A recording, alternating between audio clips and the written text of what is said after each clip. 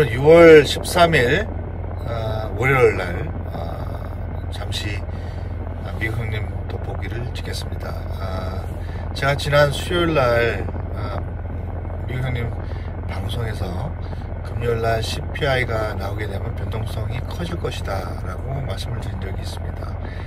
제가 예상치가 8.2% 정도였는데 지금 실제로 까보니까 8.4%로 나왔습니다. 그래서 여전히 인플레이션은 잡히지 않는 지금 현재 미국 경제다라는 거죠. 그래서 목요일날 CPI 금요일날 발표가 되기 전에 목요일부터 인플레이션이 잡히지 않을 것이라는 예상이 우려가 컸기 때문에 그 예상대로 목요일날 하락세를 보이다가 금요일날 폭락장, 다시 오늘 월요일날 대폭락장. 다우존스 지수 같은 경우는 2008년 금융위기 때인 9월달이었죠.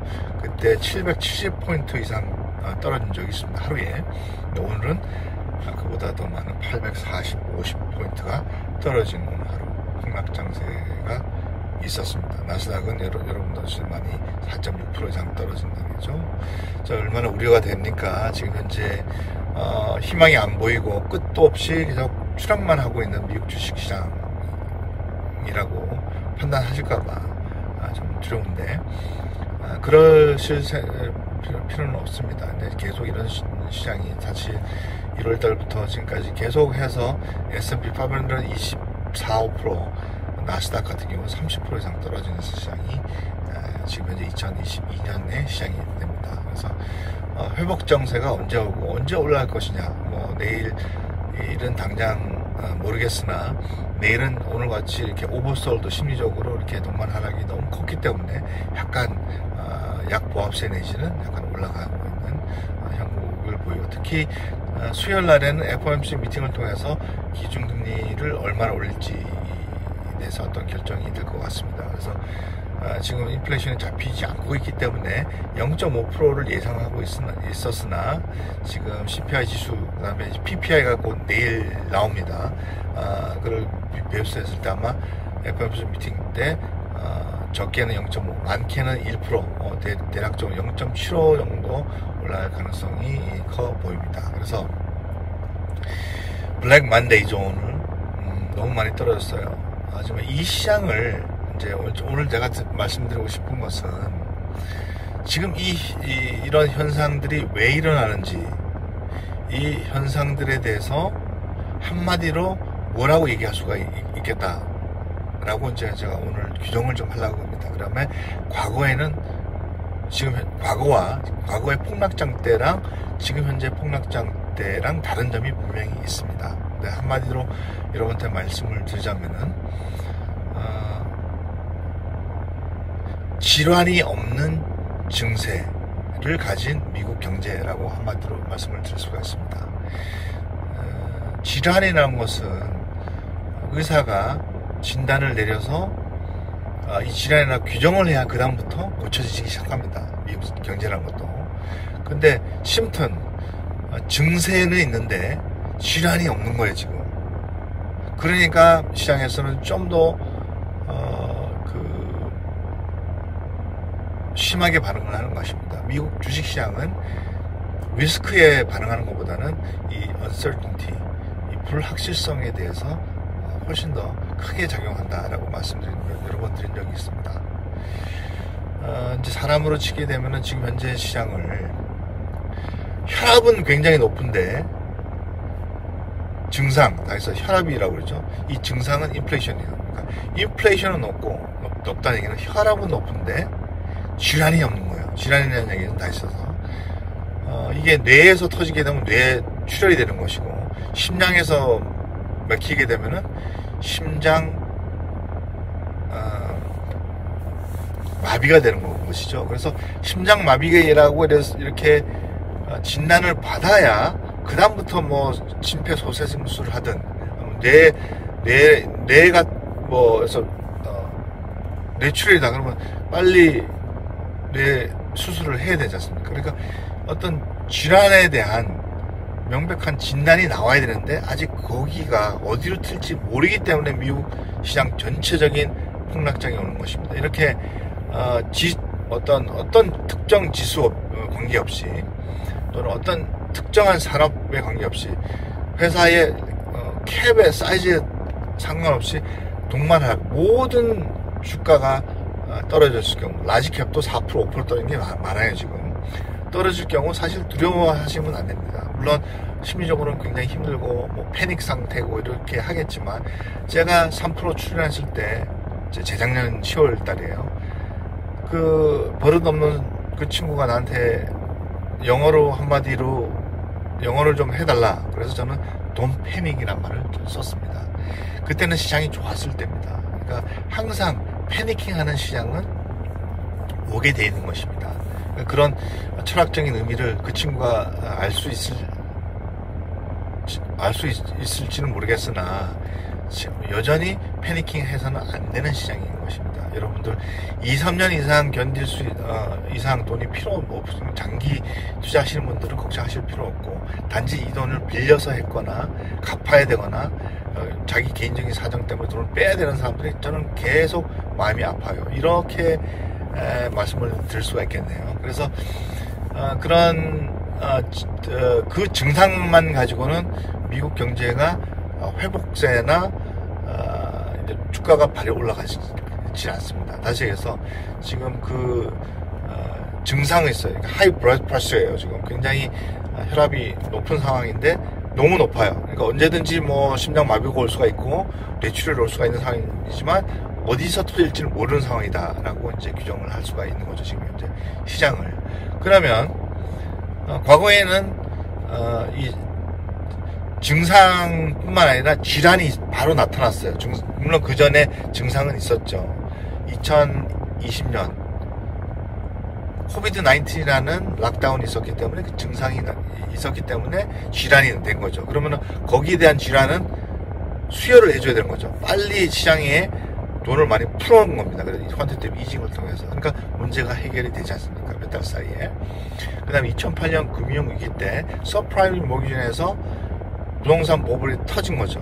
그래서 뇌출혈이 거기서 온 겁니다. 그래서 뇌출혈한 건 하고 죽은 세포는 죽여버리고 없애버리고 새로 만들어서 연결하고, 그런 과정이 6개월에서 1년 걸린 겁니다. 물론 은행권에서 많은 부동산을 매입을 하게 됩니다. 싸게. 그래서 되팔고 이렇게 했지만, 그래서 이제 수습이 하는데 1년 반 정도 걸려서 결국은 나스닥이건 S&P 500은 다우존스도 회복 장세가 바로 나타나고 그 이상 고속 성장을 하는 그 이유가 오는 거죠. 그래서 지금은 2000년도 닷컴 버블이죠.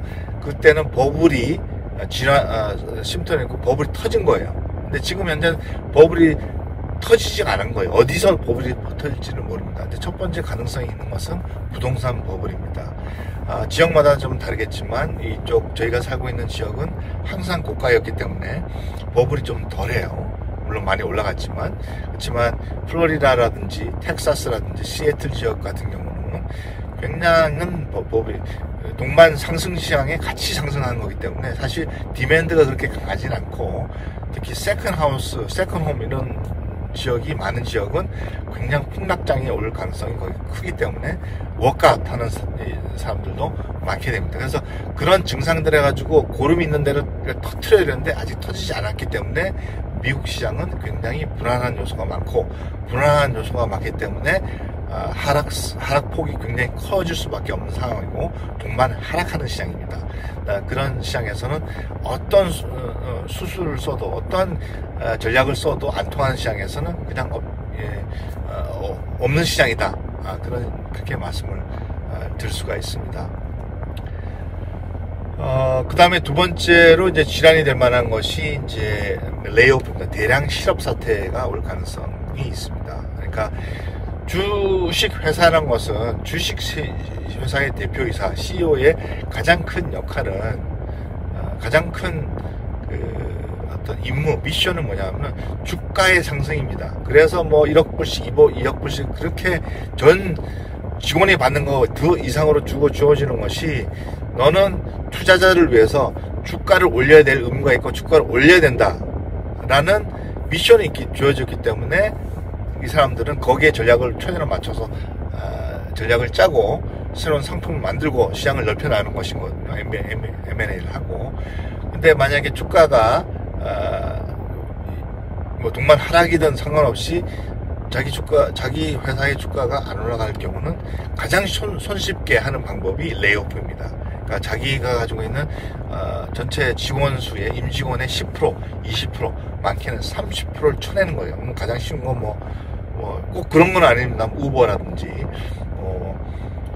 그런 회사들이 있죠. 이렇게 누군지 정확하게 얘기하는 거 좀 우버 얘기를 안 할게요. 하지만 지금은 종사하시는 분들도 있기 때문에 제가 말씀드리기 굉장히 조심스럽습니다만, 전체적인, 어떤, 주가가 원하는 방향으로 안 갈 때는 레이오프를 통해서 지연을 거기서 터질 수가 있습니다. 레이오프가 되게 되면은 긍정적인 부분은 주가는 올라갑니다. 유지를 하든지, 부정적인 것은, 실업자 수가 늘어난다는 얘기는 경제가 리세션에 올 가능성이 더 커지는 거죠. 그래서 하지만 결국은 주식 투자를 하는 것은 대부분 여유 자금으로 하기 때문에 여유가 되는 사람들이 미국 주식 투자를 하는 거죠. 여유 자금을 하는 거라는 얘기는. 그래서 달러에 투자하는 것도 희소성의 가치입니다. 주식 시장에 하는 것도 희소성의 가치인 거예요. 지금까지 2020년 그러니까 2020년 우리 코비드-19 통해서 퀀티티를 통해서 너무 많은 자산들이 너무 많이 풀리는 거예요. 아무나 열심히 해서 돈을 버는 사람도 있지만 정부 보조금으로 또는 수당으로 실업수당으로 타먹어서 그걸 가지고 지금까지 계속 굴리고 해서 지금까지 살고 있는 사람들도 꽤 됩니다. 네, 그래서 결국은 달러 가치도 돈의 가치라는 것은 희소성의 가치. 다시 해서 가지고 있는 사람들이 소수면 소수일수록 어떤 주식시장에 대한 접근성이 많지는 너무 많은 사람들이 주식을 지금 하고 있는 상황이라는 것은 분명히 이 전체적인 인플레이션의 영향이 있는 것은 분명하다라는 것은 사실인 거죠. 그리고 물론 돈이 없다고 투자 안 하느냐 그건 아니지만 전체적인 이 캐시가 너무 이 금융 자산이 너무 많이 풀려 있다는 것은 결국 인플레이션을 조장하고 인플레이션을 조장하게 되면 결국은 미국의 중장기의 경제를 볼 때는 훨씬 더 심각한 현상이 일어나기 때문에 저는 실업자가 좀 늘어나더라도 인플레이션은 꼭 잡고 가야 미국 경제가 살아나고, 특히 세 군데에서 말씀드릴 수가 있습니다. 첫 번째는 노인 수당이 있습니다. 미국에서 소셜시큐리티라는 이런 게 펄싱 파가 떨어지게 되면은 그것으로 인해서 이 사람들의 생활의 질이 떨어집니다. 그러니까 세금을 많이 안 내시는 분들, 그다음에 나이가 많으면 많을수록 은퇴 자산의 실질적인 펄싱 파워가 떨어지게 되면 사회 안전망이 줄어들어서 사회가 굉장히 어려워집니다. 첫 번째는 인플레이션이 너무 심하고, 두 번째는 새로 대학을 졸업하거나 고등학교를 졸업하고 직장을 있는데 페이 투 된 거죠. 그러니까 디스크리미네이션 인컴이 없는 거예요. 남는 여유 자금이 안 생기게 되면 또 큰 문제가 생깁니다. 그래서 그게 가장 큰 이유가 인플레이션 때문이라는 거죠. 그 다음에 지금 현재 아이들이 이루는 30, 40, 50대의 가장들, 이 가장들에 대한 삶이 어떤 퀄리티가 너무 많이 떨어지게 되면 사실 이 중산층이 몰락할 수가 있습니다. 인플레이션이 너무 높아지게 되면. 그러니까 그렇게 돼서 할 것보다는 자산을 시중에 너무나 많이 풀려 있는 이런 캐시를 빨리 수거를 해서 정상화를 만들어서 단기적으로는 인플레이션이 올 수가 있지만 단기적으로는 리세션이 올 수가 있음에도 불구하고 연준에서는 좀 더 하캐시하게 날 것이라고 생각이 들고, 결국은 미국 경제가 돌아가는 기본적인 단어가 일단 가정이고 또 큰 범위 내에서는 기업이 되겠죠. 그래서 기업들의 실적이 조금 몇 분기 나빠진다고 해서 망하진 않으니까 일단 인플레이션을 먼저 잡아주는 것이 개인, 기업, 그다음에 어떤 국가가 지속적으로 성장하는데 큰 도움을 줄 수가 있습니다. 그래서 인플레이션은 꼭 잡아야 되는 거기 때문에 여러분들 단기적으로는 힘들겠습니다만 어느 정도 잡힌다고 저는 확신을 하고 있습니다. 근데 언제 잡힐지는 모르겠으나 제 생각에는 잡힐 것이라고 확신은 데이터를 볼 때는 확신하고 오늘 과거에 연준 의장이었던 벌뱅키가 나와서 지금 현재 가지고 있는 연준에 가지고 있는 여러 가지 정책 기구를 통해서 인플레이션 잡을 것이라고 잡을 수 있다고 자기는 확신한다. 데이터를 볼 때 그렇게 오늘도 발언을 월스트리트저널에서 나와서 했습니다. 저는 동감을 하고 어떤 훌륭한 경제학자도 리세션이 올 수 있다고 확신을 하거나 리세션이 안 온다고 확신을 할 수 있는 그런 경제학자는 이 세상에 없습니다. 근데 우리가 뻗어가야 될 것은 기업 투자이고 기업 투자의 가장 큰 여러분들이 할 수 있는 것은 주식 투자라는 거.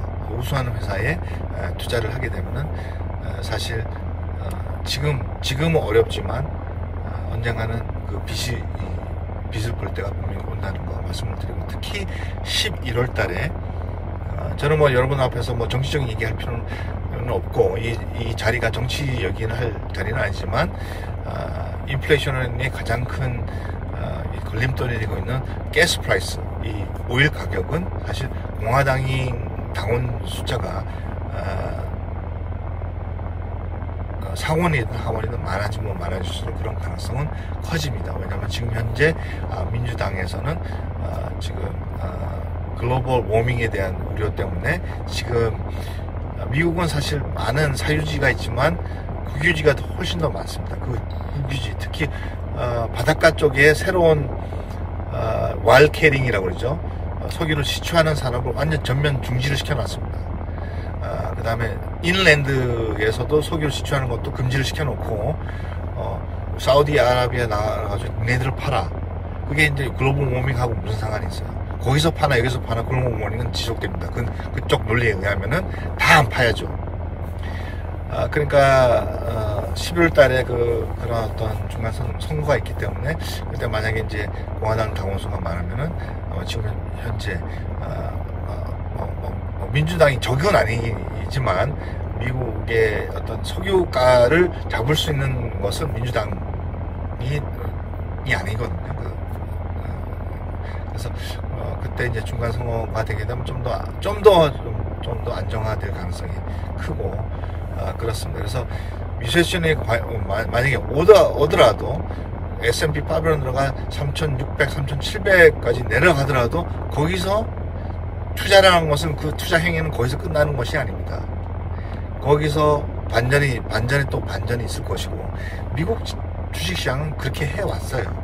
그렇게 해왔고 또 그렇게 앞으로 될 것입니다. 그렇게 되지 않으면 미국이 망하는 길이기 때문에 절대 그렇게 되지는 않고 지금 달러가 강세인 상황에서 여러분들은 얼마나 한국에서 투자하시기는 힘드시겠지만 용기를 잃지 마시고 희망을 잃지 마시고 지금 현재 여러분 혈압이 높다고 어디서 터질지 모르는 상황이라고 해서 심틈이 있다고 해서 여러분 투자 행위를 안 하게 되면 사실 만약에 모든 것이 정상화가 됐을 때 폭발적으로 또 회복 장세가 올 가능성도 분명히 있다. 언제 올지 모를 뿐이지. 그러니까 항상 미국이 망하는 것은 아니고 항상 떨어지는 건 아니고 내가 가지고 있는 투자 금액이 0이 되지는 않습니다. 0이 되지 그런 적이 없어요. 그러니까 용기를 내시고 여러분들이 그 소수의 투자자 그룹에 속할 수 있는 그런 여러분들이 밀키스 회원이 됐으면 여러분 너무 좋겠습니다. 언젠가는 이런 날이 좋은 날이 분명히 올 것이고 그런 날을 희망해보고 또 빨리 오기를 제가 여러분들을 위해서 기도하겠습니다. 감사합니다.